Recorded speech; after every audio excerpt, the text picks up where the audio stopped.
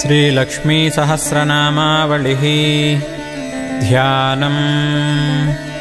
लक्ष्मीं क्षीरसमुद्रराजतनयां श्रीरङ्गधामेश्वरीं दासीभूतसमस्तदेववनितां लोकैकदीपाङ्कुरां श्रीमन्मन्दकटाक्षलब्धविभवद्ब्रह्मेन्द्रगङ्गाधरां त्वां त्रैलोक्यकुटुम्बिनीं सरसिजां वन्दे मुकुन्दप्रियाम्। ॐ नित्यायै नमः। ॐ आगतायै नमः। ॐ अनन्तनित्यायै नमः। ॐ नन्दिन्यै नमः। ॐ जनरञ्जिन्यै नमः। ॐ नित्यप्रकाशिन्यै नमः। ॐ स्वप्रकाशस्वरूपिण्यै नमः। ॐ महालक्ष्म्यै नमः। ॐ महाकाल्यै नमः। ॐ महाकन्यायै नमः। ॐ सरस्वत्यै नमः। ॐ भोगवैभवसन्धात्र्यै नमः। ॐ भक्तानुग्रहकारिण्यै नमः। ॐ ईशावास्यायै नमः। ॐ महामायायै नमः। ॐ महादेव्यै नमः। ॐ महेश्वर्यै नमः। ॐ हृल्लेखायै नमः। ॐ परमायै नमः। ॐ शक्तये नमः।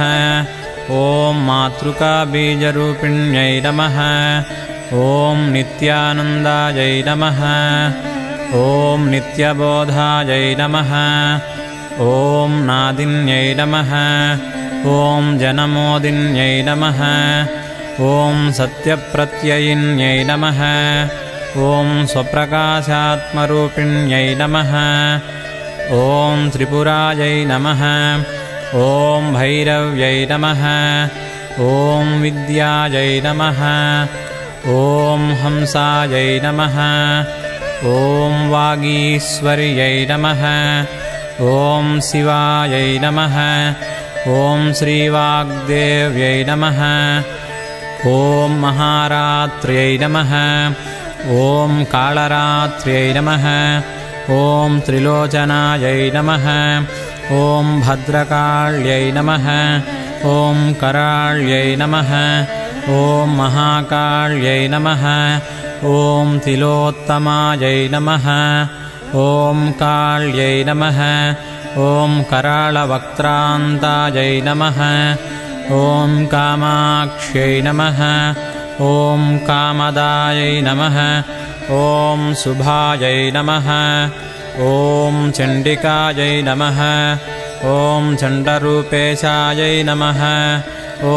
चामुण्डायै नमः। ॐ चक्रधारिण्यै नमः।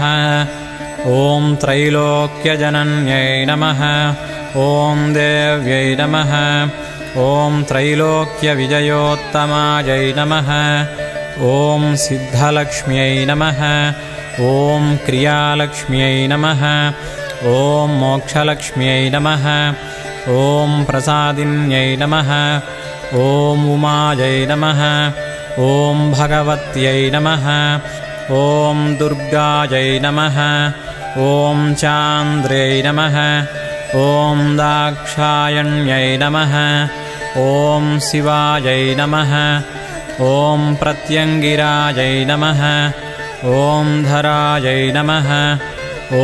वेलायै नमः। ॐ लोकमात्रे नमः। ॐ हरिप्रियायै नमः। ॐ पार्वत्यै नमः। ॐ परमायै नमः। ॐ देव्यै नमः। ॐ ब्रह्मविद्याप्रदायिन्यै नमः। ॐ अरूपायै नमः। ॐ बहुरूपायै नमः। ॐ विरूपायै नमः। ॐ विश्वरूपिण्यै नमः। ॐ पञ्चभूतात्मिकायै नमः। ॐ वाण्यै नमः। ॐ परमात्मिकायै नमः। ॐ परायै नमः। ॐ कालिकायै नमः। ॐ पञ्चिकायै नमः। ॐ वाग्मिन्यै नमः। ॐ हविषे नमः।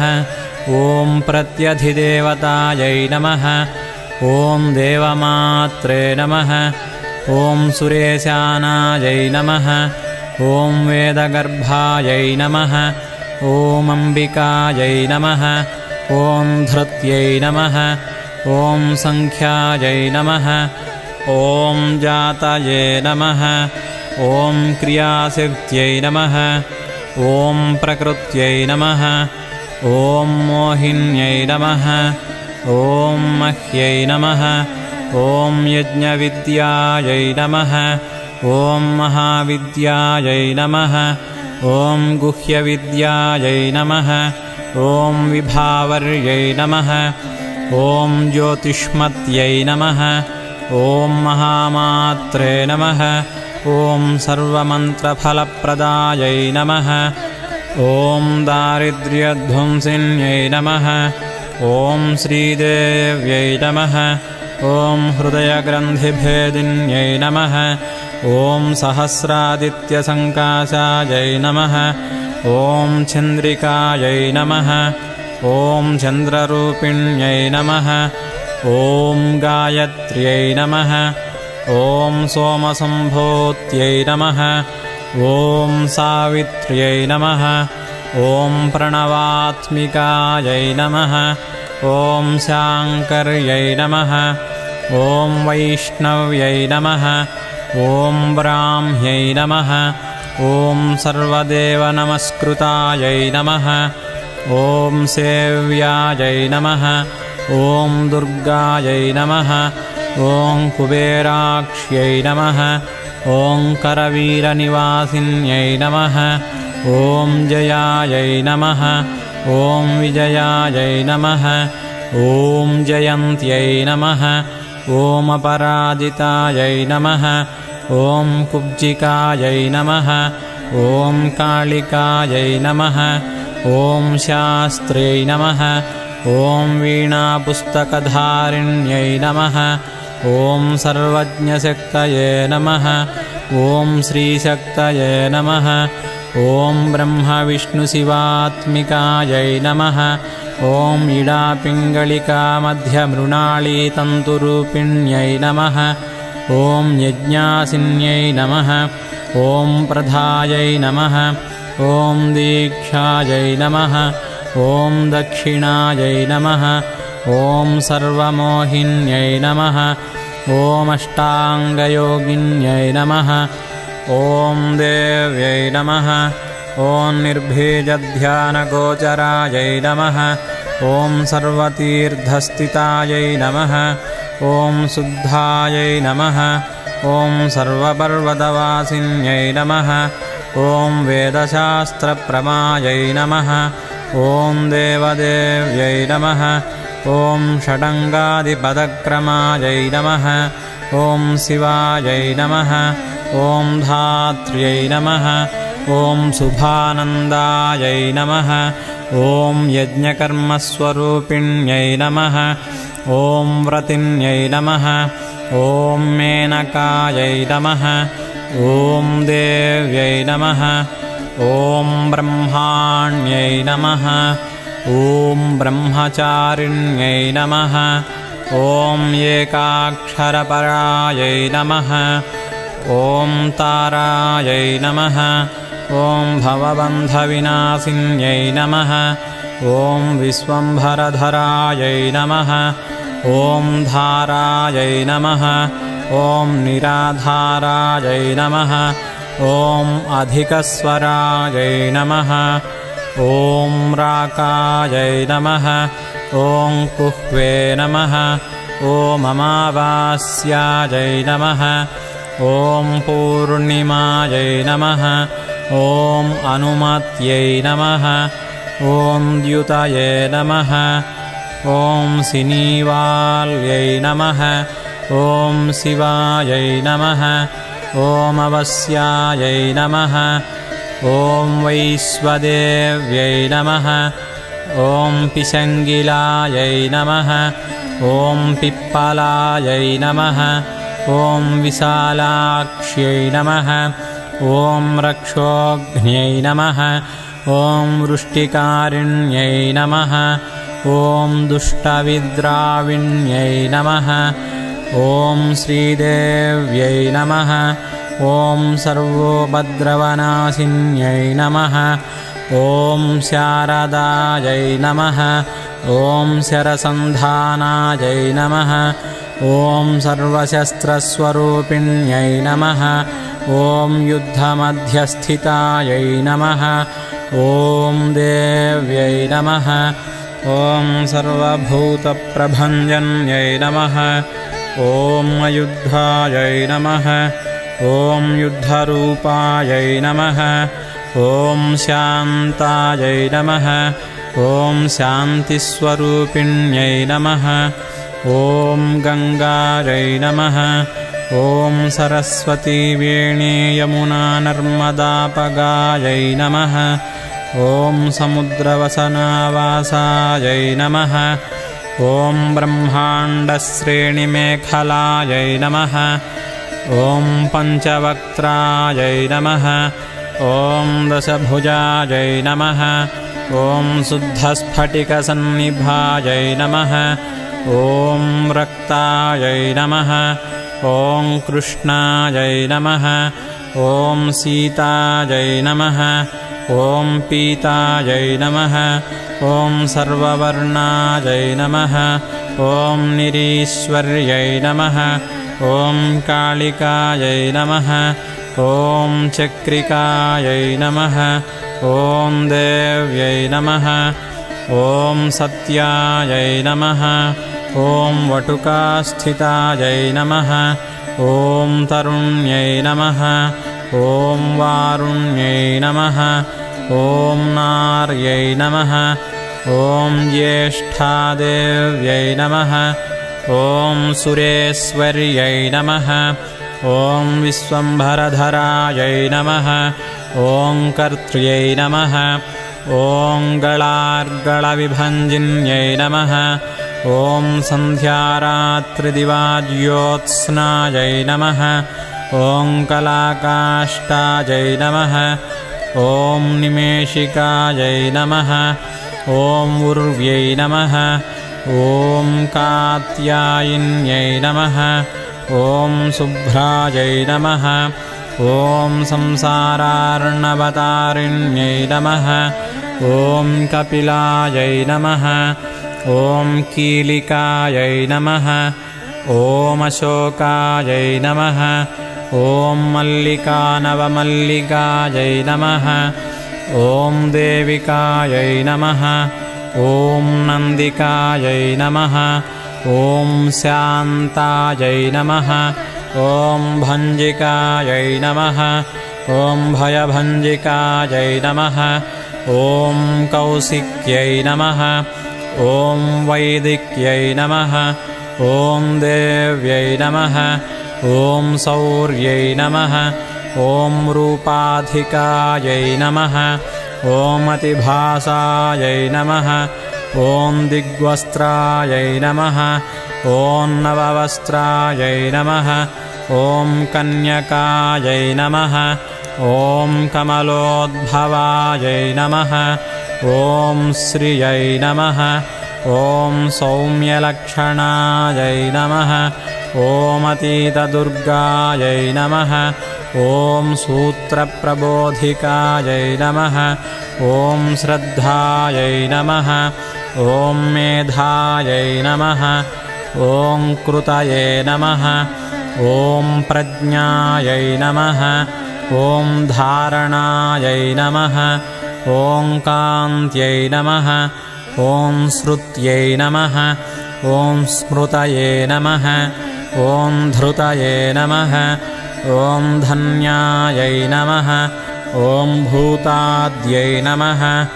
ॐ इष्ट्यै नमः ॐ मनीषिण्यै नमः ॐ विरक्तये नमः ॐ व्यापिन्यै नमः ॐ मायायै नमः ॐ सर्वमायाप्रभञ्जन्यै नमः ॐ महेन्द्र्यै नमः ॐ मन्त्रिण्यै नमः ॐ सिंह्यै नमः ॐ इन्द्रजालस्वरूपिण्यै नमः ॐ अवस्थात्रयनिर्मुक्तायै नमः ॐ गुणत्रयविवर्जितायै नमः ॐ ईषणत्रयनिर्मुक्तायै नमः ॐ सर्वरोगविवर्जितायै नमः ॐ योगिध्यानान्तगम्यायै नमः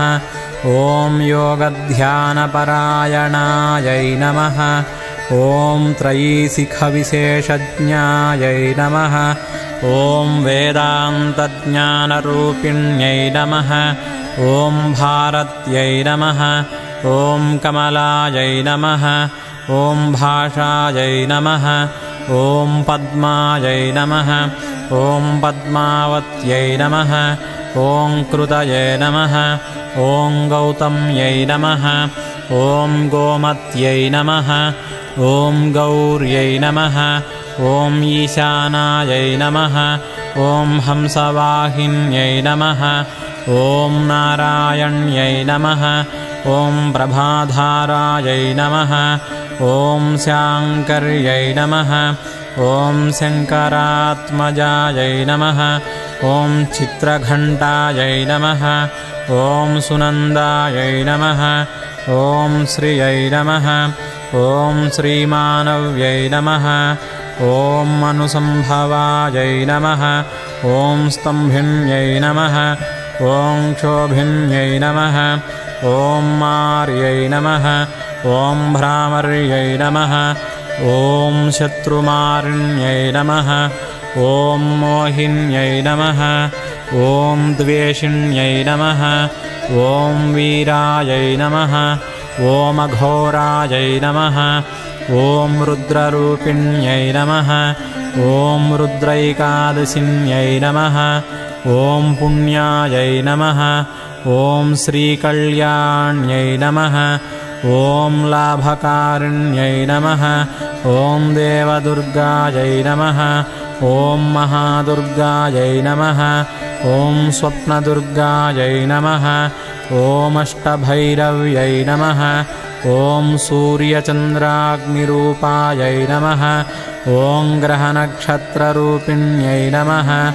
ॐ बिन्दुनादकलातीतायै नमः ॐ बिन्दुनादकलात्मिकायै नमः ॐ दशवायुजयाकारायै नमः ॐ कलाषोडशसंयुतायै नमः ॐ कास्यप्यै नमः ॐ कमलायै नमः ॐ देव्यै नमः ॐ नादचक्रनिवासिन्यै नमः ॐ मृडाधारायै नमः ॐ स्थिरायै नमः ॐ गुह्यायै नमः ॐ देविकायै नमः ॐ चक्ररूपिण्यै नमः ॐ अविद्यायै नमः ॐ शार्वर्यै नमः ॐ भुञ्जायै नमः ॐ जम्भासुरनिबर्हिण्यै नमः ॐ श्रीकायायै नमः ॐ श्रीकालायै नमः ॐ शुभ्रायै नमः ॐ कर्मनिर्मूलकारिण्यै नमः ॐ आदिलक्ष्म्यै नमः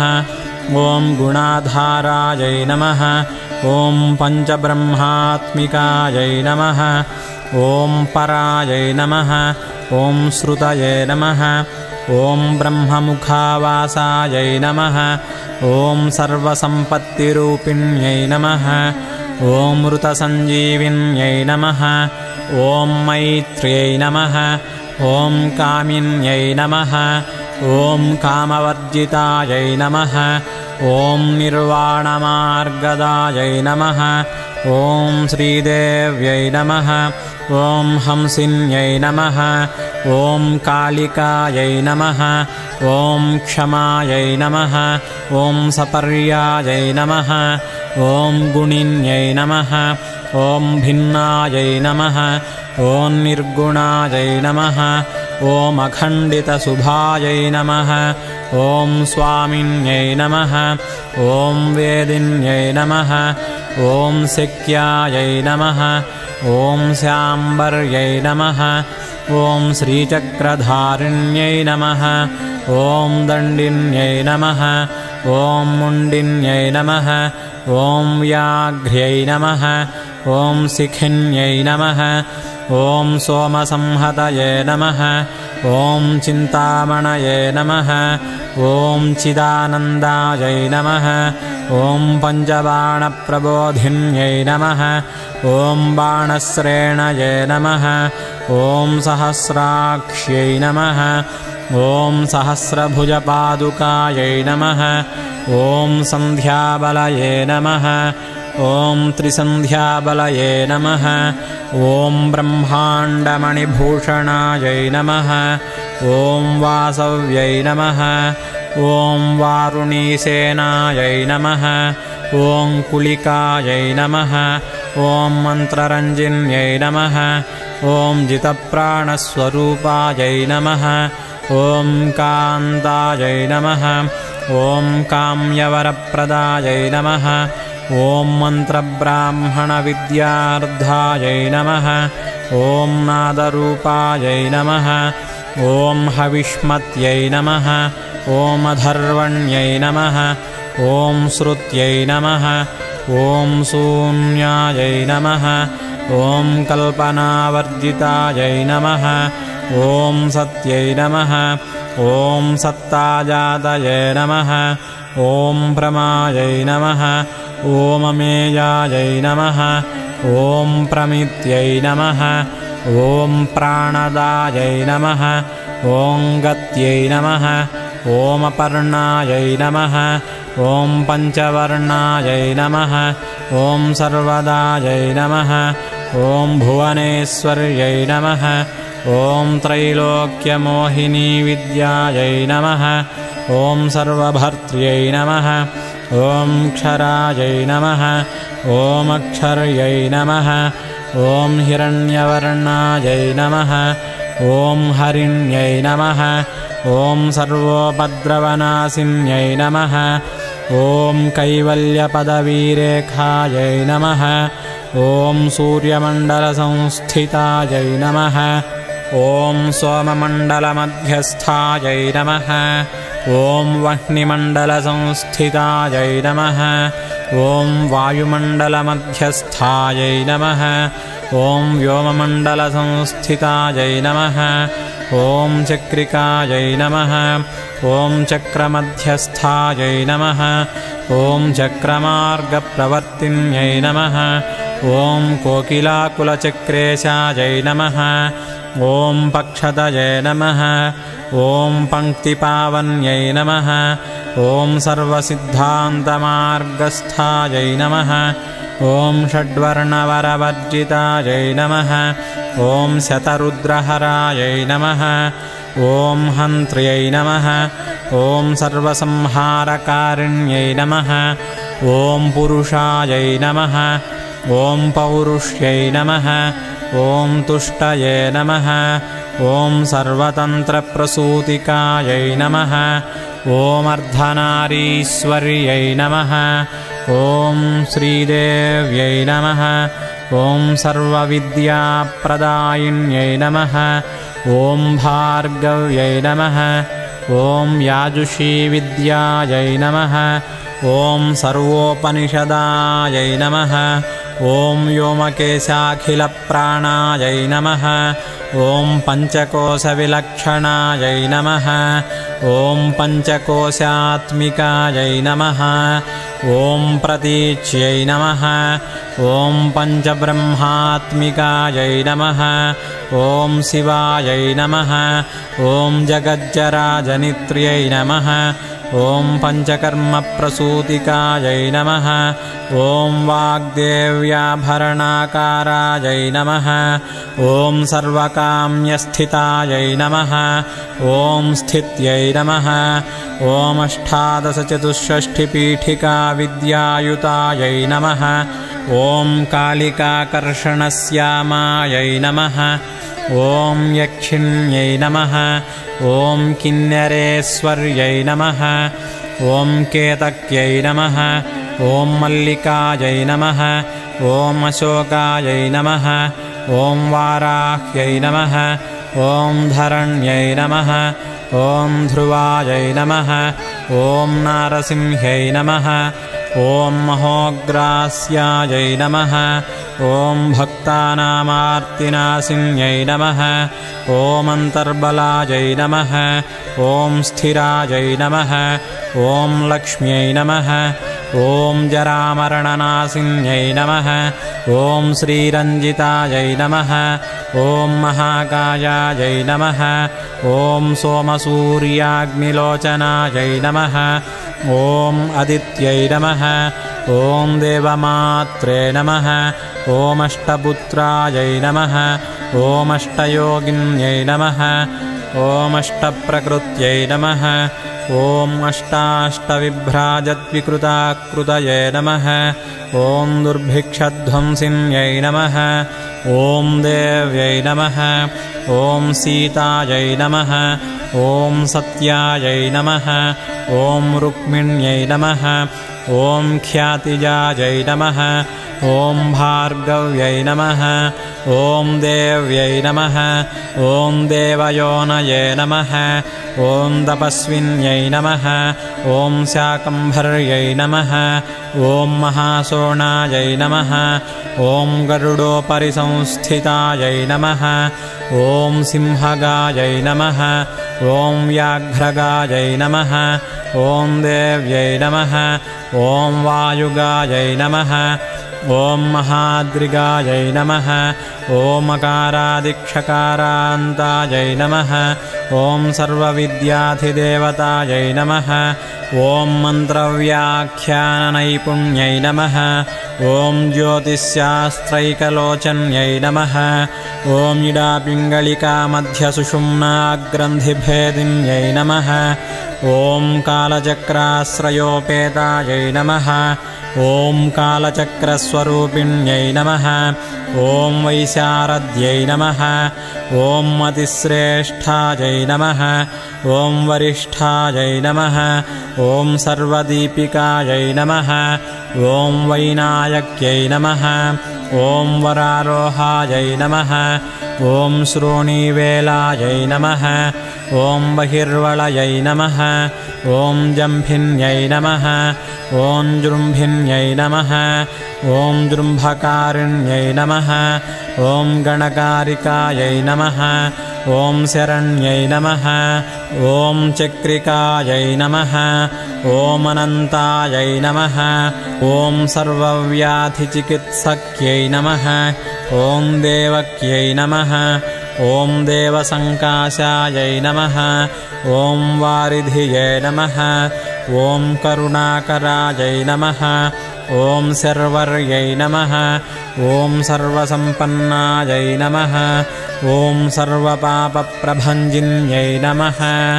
ॐ एकमात्रायै नमः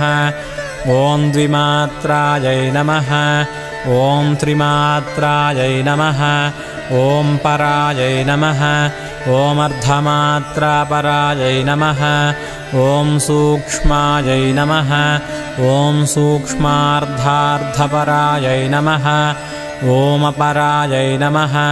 ॐ एकवीरायै नमः ॐ विशेषाख्यायै नमः ॐ षष्ठ्यै नमः ॐ देव्यै नमः ॐ मनस्विन्यै नमः ॐ नैष्कर्म्यायै नमः ॐ निष्कलालोकायै नमः ॐ ज्ञानकर्माधिकायै नमः ॐ गुणायै नमः ॐ सबन्ध्वानन्दसन्दोहायै नमः ॐ व्योमाकारायै नमः ॐ निरूपितायै नमः ॐ गद्यपद्यात्मिकायै नमः ॐ वाण्यै नमः ॐ सर्वालङ्कारसंयुतायै नमः ॐ साधुबन्धपदन्यासायै नमः ॐ सर्वौकसे नमः ॐ घटिकावल्यै नमः ॐ षट्कर्मिण्यै नमः ॐ कर्कशाकारायै नमः ॐ सर्वकर्मविवर्जितायै नमः ॐ आदित्यवर्णायै नमः ॐ अपर्णायै नमः ॐ कामिन्यै नमः ॐ वररूपिण्यै नमः ॐ ब्रह्माण्यै नमः ॐ ब्रह्मसन्तानायै नमः ॐ वेदवागीश्वर्यै नमः ॐ शिवायै नमः ॐ पुराणन्यायमीमांसायै नमः ॐ धर्मशास्त्रागमश्रुत्यै नमः ॐ सद्यो वेदवत्यै नमः ॐ सर्वायै नमः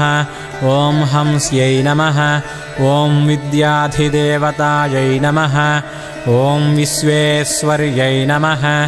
ॐ जगद्धात्र्यै नमः ॐ विश्वनिर्माणकारिण्यै नमः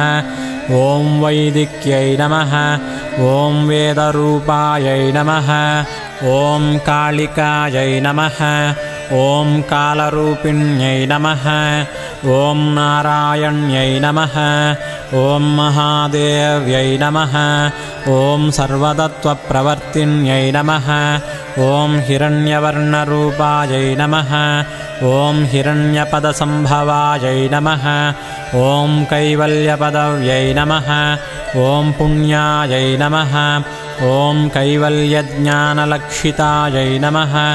ॐ ब्रह्मसम्पत्तिरूपायै नमः ॐ ब्रह्मसम्पत्तिकारिण्यै नमः ॐ वारुण्यै नमः ॐ वारुणाराध्यायै नमः ॐ सर्वकर्मप्रवर्तिन्यै नमः ॐ एकाक्षरपरायै नमः ॐ सर्वदारिद्र्यभञ्जन्यै नमः ॐ पाशाङ्कुशान्वितायै नमः ॐ दिव्यायै नमः ॐ वीणाव्याख्याक्षसूत्रभृते नमः ॐ एकमूर्तये नमः ॐ त्रयीमूर्तये नमः ॐ मधुकैटभभञ्जन्यै नमः ॐ साङ्ख्यायै नमः ॐ साङ्ख्यवत्यै नमः ॐ ज्वालायै नमः ॐ ज्वलन्त्यै नमः ॐ कामरूपिण्यै नमः ॐ जाग्रत्यै नमः ॐ सर्वसम्पत्तये नमः ॐ सुषुप्त्यै नमः ॐ स्वेष्टदायिन्यै नमः ॐ कपालिन्यै नमः ॐ महादंष्ट्रायै नमः ॐ भ्रुकुटीकुटिलाननायै नमः ॐ सर्ववासायै नमः ॐ सुवासायै नमः ॐ बृहत्यै नमः ॐ सृष्टये नमः ॐ शक्वर्यै नमः ॐ छन्दोगणप्रतिष्ठात्यै नमः ॐ कल्माश्यै नमः ॐ करुणात्मिकायै नमः ॐ चक्षुष्मत्यै नमः ॐ महाघोषायै नमः ॐ खड्गचर्मधरायै नमः ॐ अशनये नमः ॐ शिल्पवैचित्र्यविद्योतायै नमः ॐ सर्वतोभद्रवासिन्यै नमः ॐ अचिन्त्यलक्षणाकारायै नमः ॐ सूत्रभाष्यनिबन्धनायै नमः ॐ सर्ववेदार्थसम्पत्तये नमः ॐ सर्वशास्त्रार्थमातृकायै नमः ॐ अकारादिक्षकारान्तमातृवर्णकृतस्थलायै नमः ॐ सर्वलक्ष्म्यै नमः ॐ सदानन्दायै नमः ॐ सारविद्यायै नमः ॐ सदाशिवायै नमः ॐ सर्वज्ञानायै नमः ॐ सर्वशक्त्यै नमः ॐ खेचरीरूपगायै नमः ॐ उच्छ्रितायै नमः ॐ अणिमादिगुणोपेतायै नमः ॐ पराकाष्ठायै नमः ॐ परागतये नमः ॐ हंसयुक्तविमानस्थायै नमः ॐ हंसारूढशशिप्रभायै नमः ॐ भवान्यै नमः ॐ वासनाशक्तये नमः ॐ आकृतिस्थायै नमः ॐ अखिलाखिलायै नमः ॐ तन्त्रहेतवे नमः ॐ विचित्राङ्ग्यै नमः ॐ व्योमगङ्गाविनोदिन्यै नमः ॐ वर्षायै नमः ॐ वर्षिकायै नमः ॐ ऋग्यजुस्सामरूपिण्यै नमः ॐ महानद्यै नमः ॐ नदीपुण्यायै नमः ॐ अगण्यपुण्यगुणक्रियायै नमः ॐ समाधिगतलभ्यार्थायै नमः ॐ श्रोतव्यायै नमः ॐ स्वप्रियायै नमः ॐ घृणायै नमः ॐ नामाक्षरपदायै नमः ॐ देव्यै नमः ॐ उपसर्गनखाञ्चितायै नमः ॐ निपातोरुद्वयायै नमः ॐ जङ्घामातृकायै नमः ॐ मन्त्ररूपिण्यै नमः ॐ आसीनायै नमः ॐ तिष्ठन्त्यै नमः ॐ भावनाधिकायै नमः ॐ लक्ष्यलक्षणयोगाढ्यायै नमः ॐ ताद्रूप्यगणनाकृतये नमः ॐ एकरूपायै नमः ॐ अनेकरूपायै नमः ॐ इन्दुरूपायै नमः ॐ सदाकृतये नमः ॐ समासतद्धिदाकारायै नमः ॐ विभक्तिवचनात्मिकायै नमः ॐ स्वाहाकारायै नमः ॐ स्वधाकारायै नमः ॐ श्रीपत्यर्धाङ्गनन्दिन्यै नमः ॐ गम्भीरायै नमः ॐ गहनायै नमः ॐ गुह्यायै नमः ॐ योनिलिङ्गार्धधारिण्यै नमः ॐ शेषवासुकिसंसेव्यायै नमः ॐ चपलायै नमः ॐ वरवर्णिन्यै नमः ॐ कारुण्याकारसम्पत्यै नमः ॐ कीलकृते नमः ॐ मन्त्रकीलिकायै नमः ॐ शक्तिबीजात्मिकायै नमः ॐ सर्वमन्त्रेष्टायै नमः ॐ अक्षयकामनायै नमः ॐ आग्नेयै नमः ॐ पार्थिवायै नमः ॐ आप्यायै नमः ॐ वायव्यायै नमः ॐ व्योमकेतनायै नमः ॐ सत्यज्ञानात्मिकायै नमः ॐ नन्दायै नमः ॐ ब्राह्म्यै नमः ॐ ब्रह्मणे नमः ॐ सनातन्यै नमः ॐ अविद्यावासनामायायै नमः ॐ प्रकृतये नमः ॐ सर्वमोहिन्यै नमः ॐ शक्तये नमः ॐ धारणाशक्तये नमः ॐ चिद्रूपिण्यै नमः ॐ चिच्छिक्तये नमः ॐ योगिन्यै नमः ॐ वक्त्रारुणायै नमः ॐ महामायायै नमः ॐ मरीच्यै नमः ॐ मदमर्दिन्यै नमः ॐ विराड्रूपिण्यै नमः ॐ स्वाहायै नमः ॐ स्वधायै नमः ॐ शुद्धायै नमः ॐ निरूपास्तये नमः ॐ सुभक्तिगायै नमः ॐ निरूपिताध्वयै नमः ॐ विद्यायै नमः ॐ नित्यानित्यस्वरूपिण्यै नमः ॐ वैराजमार्गसञ्चारायै नमः ॐ सर्वसत्पथदर्शिन्यै नमः ॐ जालन्धर्यै नमः ॐ मृडान्यै नमः ॐ भवान्यै नमः ॐ भवभञ्जिन्यै नमः ॐ त्रैकालिकज्ञानतन्तवे नमः ॐ त्रिकालज्ञानदायिन्यै नमः ॐ नादातीतायै नमः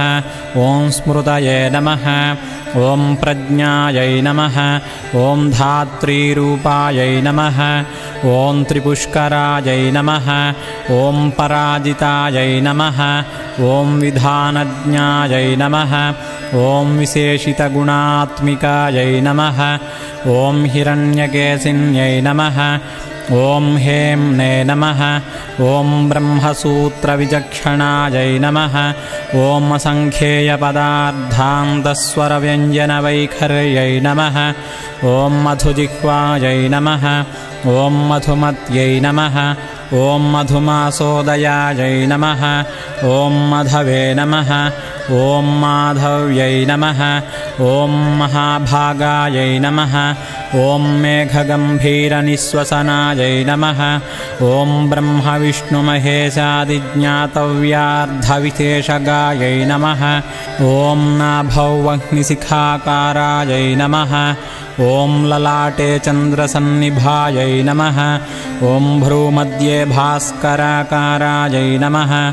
ॐ सर्वताराकृतये हृदिने नमः ॐ कृत्तिकादिभरण्यन्तनक्षत्रेष्ट्यर्चितोदयायै नमः ॐ ग्रहविद्यात्मिकायै नमः ॐ ज्योतिषे नमः ॐ ज्योतिर्विदे नमः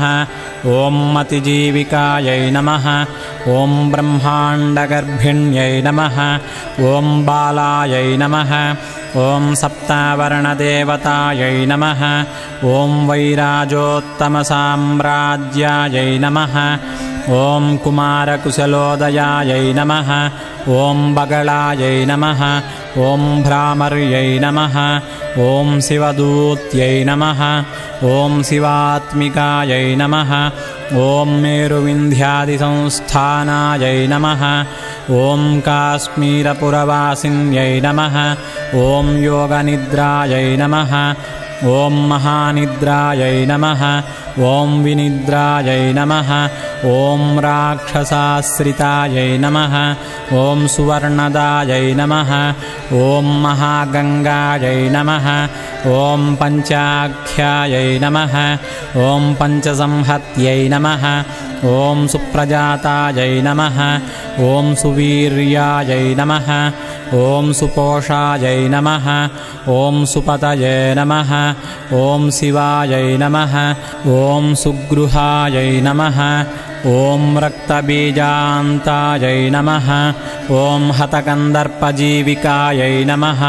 ॐ समुद्रव्योममध्यस्थायै नमः ॐ समबिन्दुसमाश्रयायै नमः ॐ सौभाग्यरसजीवातवे नमः ॐ सारासारविवेकदृशे नमः ॐ त्रिवल्यादिसुपुष्टाङ्गायै नमः ॐ भारत्यै नमः ॐ भरताश्रितायै नमः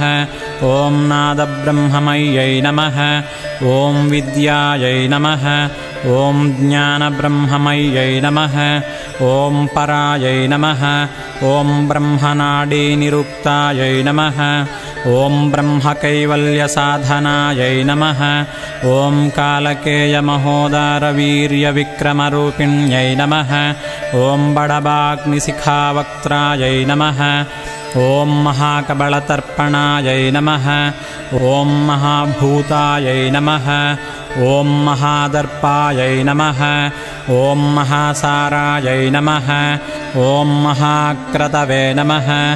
ॐ पञ्चभूतमहाग्रासायै नमः ॐ पञ्चभूतादिदेवतायै नमः ॐ सर्वप्रमाणायै नमः ॐ सम्पत्तये नमः ॐ सर्वरोगप्रतिक्रियायै नमः ॐ ब्रह्माण्डान्तर्बहिर्व्याप्तायै नमः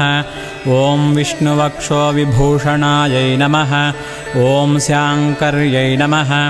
ॐ विधिवक्त्रस्थायै नमः ॐ प्रवरायै नमः ॐ वरहेतुक्यै नमः ॐ हेममालायै नमः ॐ शिखामालायै नमः ॐ त्रिशिखायै नमः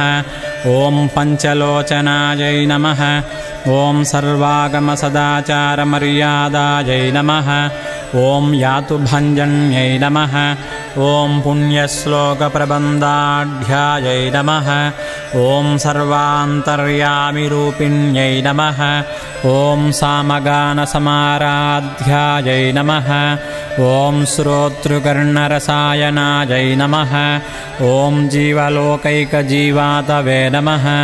ॐ भद्रोदारविलोकनायै नमः ॐ तटित्कोटिलसत्कान्त्यै नमः ॐ तरुण्यै नमः ॐ हरिसुन्दर्यै नमः ॐ मीननेत्रायै नमः ॐ इन्द्राक्ष्यै नमः ॐ विशालाक्ष्यै नमः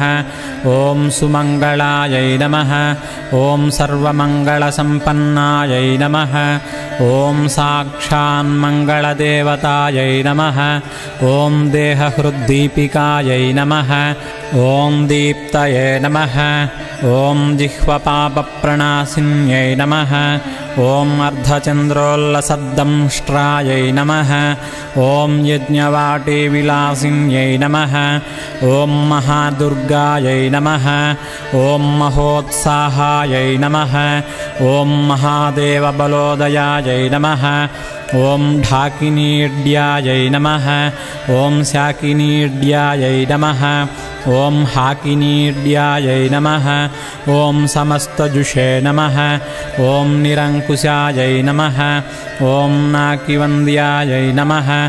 ॐ षडाधाराधिदेवतायै नमः ॐ भुवनज्ञाननिःस्रेणये नमः ॐ भुवनाकारवल्लर्यै नमः ॐ शाश्वत्यै नमः ॐ शाश्वताकारायै नमः ॐ लोकानुग्रहकारिण्यै नमः ॐ सारस्यै नमः ॐ मानस्यै नमः ॐ हंस्यै नमः ॐ हंसलोकप्रदायिन्यै नमः ॐ चिन्मुद्रालङ्कृतकरायै नमः ॐ कोटिसूर्यसमप्रभायै नमः ॐ सुखप्राणिशिरोरेखायै नमः ॐ सदसदृष्टप्रदायिन्यै नमः ॐ सर्वसाङ्कर्यदोषघ्न्यै नमः ॐ ग्रहोपद्रवनाशिन्यै नमः ॐ क्षुद्रजन्तुभयघ्न्यै नमः ॐ विषरोगादिभञ्जिन्यै नमः ॐ सदाशान्तायै नमः ॐ सदाशुद्धायै नमः ॐ गृहच्छिद्रनिवारिण्यै नमः ॐ कलिदोषप्रशमन्यै नमः ॐ कोलाहलपुरस्थितायै नमः ॐ गौर्यै नमः ॐ लाक्षणिक्यै नमः ॐ मुख्यायै नमः ॐ जघन्याकृतिवर्जितायै नमः ॐ मायायै नमः ॐ अविद्यायै नमः ॐ मूलभूतायै नमः ॐ वासव्यै नमः ॐ विष्णुचेतनायै नमः ॐ वादिन्यै नमः ॐ वसुरूपायै नमः ॐ वसुरत्नपरिच्छदायै नमः ॐ छान्दस्यै नमः ॐ चन्द्रहृदयायै नमः ॐ मन्त्रायै नमः ॐ स्वच्छन्दभैरव्यै नमः ॐ वनमालायै नमः ॐ वैजयन्त्यै नमः ॐ पञ्चदिव्यायुधात्मिकायै नमः ॐ पीताम्बरमय्यै नमः ॐ चञ्चत्कौस्तुभायै नमः ॐ हरिकामिन्यै नमः ॐ नित्यायै नमः ॐ तद्ध्यायै नमः ॐ रमायै नमः ॐ रामायै नमः ॐ रमण्यै नमः ॐ मृत्युभञ्जन्यै नमः ॐ ज्येष्ठायै नमः ॐ काष्ठायै नमः ॐ धनिष्ठान्तायै नमः ॐ शराङ्ग्यै नमः ॐ निर्गुणप्रियायै नमः ॐ मैत्रेयायै नमः ॐ मित्रविन्दायै नमः ॐ शेष्यशेषकलाशयायै नमः ॐ वाराणसीवासलभ्यायै नमः ॐ आर्यावर्तजनस्तुतायै नमः ॐ जगदुत्पत्तिसंस्थानसंहारत्रयकारणायै नमः ॐ अम्बायै नमः ॐ विष्णुसर्वस्वायै नमः ॐ महेश्वर्यै नमः ॐ सर्वलोकानां जनन्यै नमः ॐ पुण्यमूर्तये नमः ॐ सिद्धलक्ष्म्यै नमः ॐ महाकाल्यै नमः ॐ महालक्ष्म्यै नमः ॐ सद्योजातादिपञ्चाग्निरूपायै नमः ॐ पञ्चकपञ्चिकायै नमः ॐ यन्त्रलक्ष्म्यै नमः ॐ भवत्यै नमः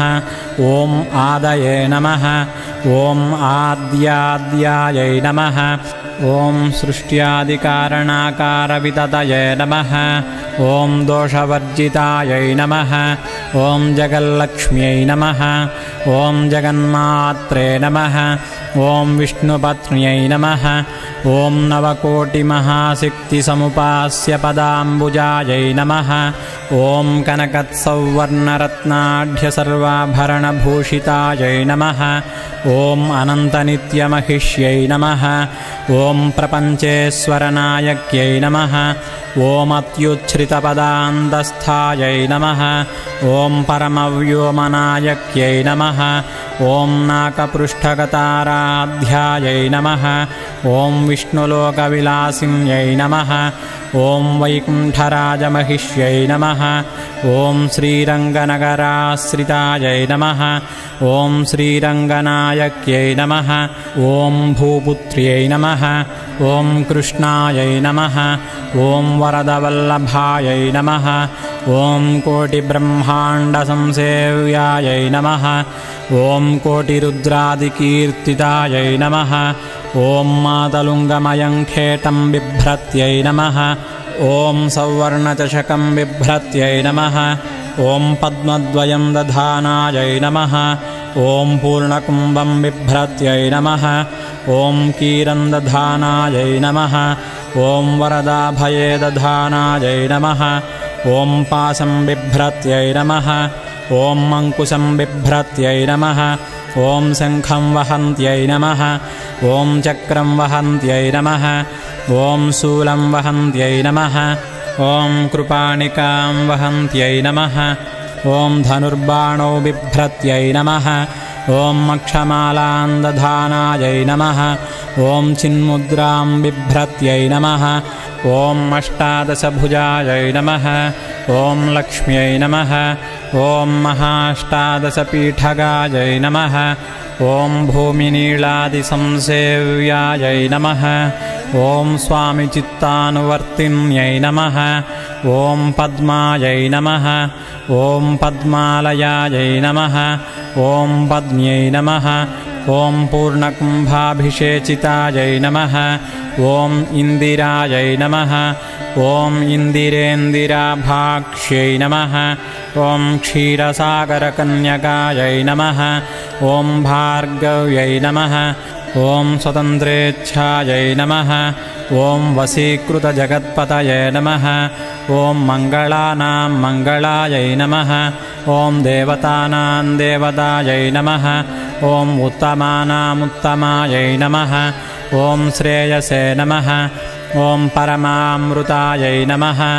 ॐ धनधान्याभिवृद्धये नमः ॐ सार्वभौमसुखोच्छ्रयायै नमः ॐ आन्दोलिकादिसौभाग्यायै नमः ॐ मत्तेभादिमहोदयायै नमः ॐ पुत्रपौत्राभिवृद्धये नमः ॐ विद्याभोगबलादिकायै नमः ॐ आयुरारोग्यसम्पत्त्यै नमः ॐ अष्टैश्वर्यायै नमः ॐ परमेशविभूतये नमः ॐ सूक्ष्मात् सूक्ष्मतरागतये नमः ॐ सदयापाङ्गसन्दत्तब्रह्मेन्द्रादिपदस्थितये नमः ॐ अव्याहतमहाभाग्यायै नमः ॐ अक्षोभ्यविक्रमायै नमः ॐ वेदानां समन्वयायै नमः ॐ वेदानामविरोधायै नमः ॐ निःश्रेयसपदप्राप्तिसाधनायै नमः ॐ निःश्रेयसपदप्राप्तिफलायै नमः ॐ फलरूपिण्यै नमः ॐ श्रीमन्त्रराजराज्ञै नमः ॐ श्रीविद्यायै नमः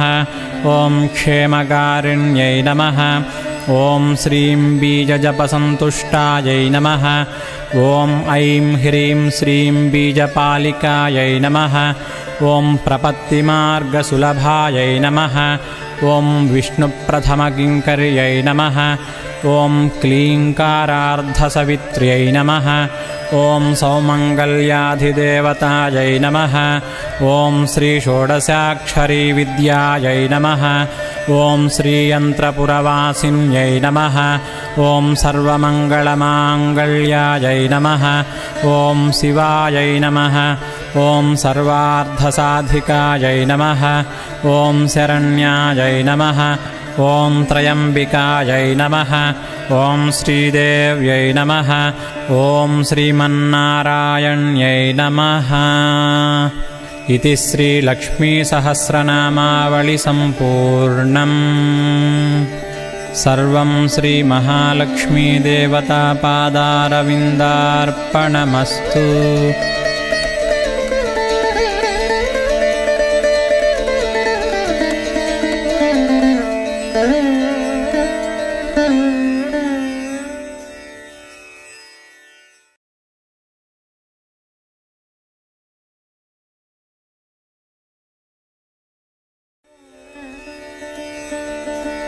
श्रीलक्ष्मीसहस्रनामावलिः